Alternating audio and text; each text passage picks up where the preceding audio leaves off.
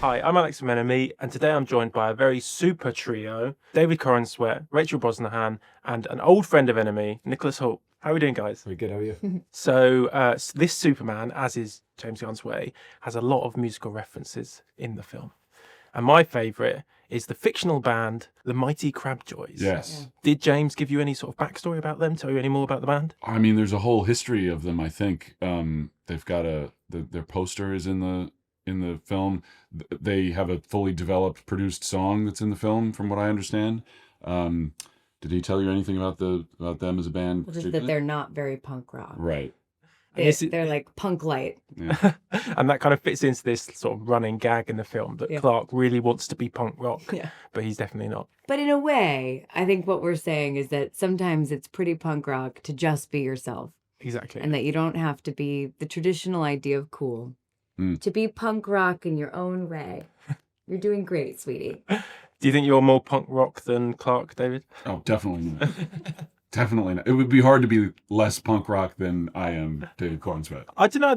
I saw that viral video of you sort of doing like an entire Star Wars scene, and I thought, in its own way, knowing all of that and being that much of a fan is quite punk rock, really. Cool. I mean, listen, we'll take it. We Star Wars nerds will take it.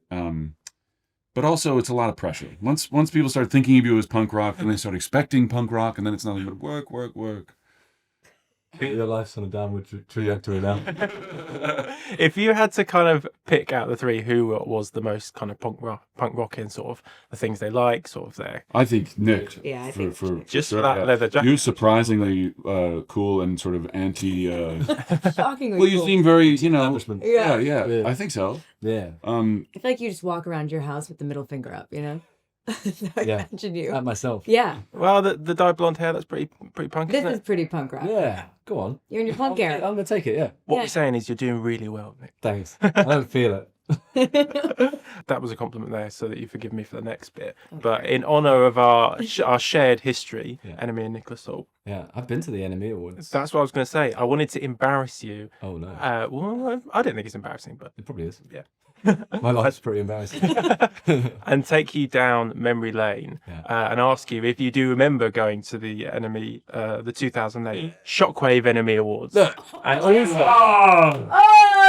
and Larissa. Now that is pretty punk rock. That is pretty Look at that. Look at those bangs. Well styled. I've got... Oh, I thought I had a beanie on. I don't. No, it's just It's just a helmet of hair. It's giving Fallout Boy. Yeah. And it's also a good opportunity to explain a very British piece of noughties culture. What are the NME Awards, and maybe describe what they were like? I remember having a great time at the NME Awards. I feel like that was my big indie phase. Did you meet anyone cool that night? It was a great mix of bands that I was really into, and fun. And it was kind of at that moment in culture where it was like, you cut loose a little bit more. You know what I mean? It's under less scrutiny. Yeah. So we went and probably got very drunk.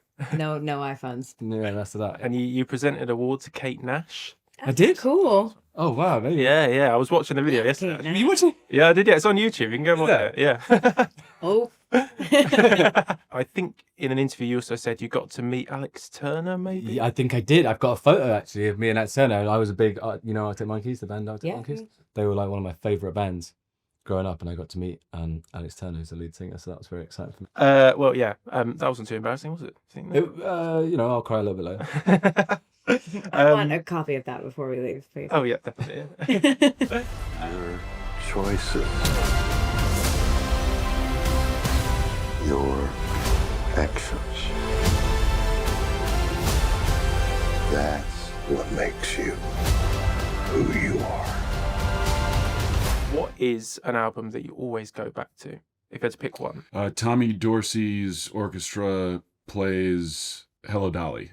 That was so fast. Yeah, that's my album that I go back to, my comfort album. I've never heard of it. Well, Hello Dolly is a musical, and then this is an orchestral instrumental arrangement of, I don't know, half the song, 3/4 of the songs from the musical. So it's sort of a big band jazz album. The song that my wife and I danced to at our wedding, our first dance, is on that album.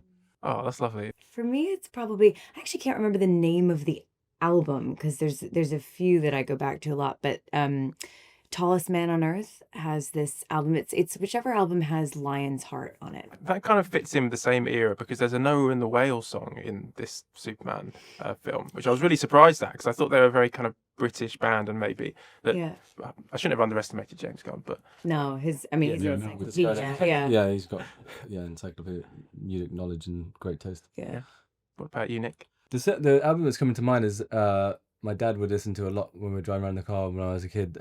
Queen Greatest Hits 2. So that album. I mean, it's difficult to say Greatest Hits album, but Greatest Hits 2. not the first Greatest Hits, the second You're one. such a big fan that you know the second load of. Well, that was just the one that was in the car on the cassette player. Thank you. So yeah, that one. Was your dad a big Queen fan then? Yeah. So therefore, I am too. Have you ever got to see them live? No, sadly not. Oh. Well, Saw them with Adam Lambert. Actually. That'd be amazing. He was amazing. Yeah. I was really, I mean, he's great, but I was really surprised. It feels like an impossible thing to step into. He was spectacular. Really? Oh, I don't. Yeah, really special at Global Citizen Festival in New York a couple of years ago. Nice. Did you share a makeup trailer ever? Because there's always someone that sort of controls the music. Yeah, But We did. Who was the guy on the Probably orcs? you. You were so in the when we zone. were in there together, I feel like it was the like trio of makeup folks who set the music in the morning. Yeah, it's their territory, you know. Yeah. Do you have a Visitors. music Theggy video? would DJ sometimes. Yeah. He had What? good, he had good music taste. And Matt, my makeup artist, would sometimes DJ. Sometimes he would get quite trancey and techno. In the But morning. like I was like, I'm going on a real journey. 5 a.m. That fits with Lex Luthor, though. I feel like he would be like kind of just. Well, I was lucky that James had the Lex Luthor theme had already kind of been written.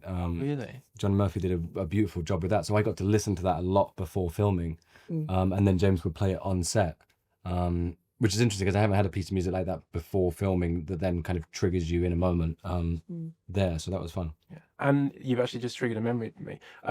This year at Glastonbury, when they, I don't know if you know, they do this thing where they open the gates and you've got the Evises are there, the people who run the festival, and they kind of welcome people in. And this year they had a big kind of brass band that was playing the Superman theme. Oh, really? Really? I don't know whether it's part of a marketing thing, but Yeah, that's awesome. I'm surprised we haven't been sent that video. That's really cool. look it up, it's really cool, yeah. Yeah. That's awesome. But thanks so much for chatting to me, guys. It's been a pleasure. Thank you. Thank you very much. I cleaned your boots. I'll go get them for you.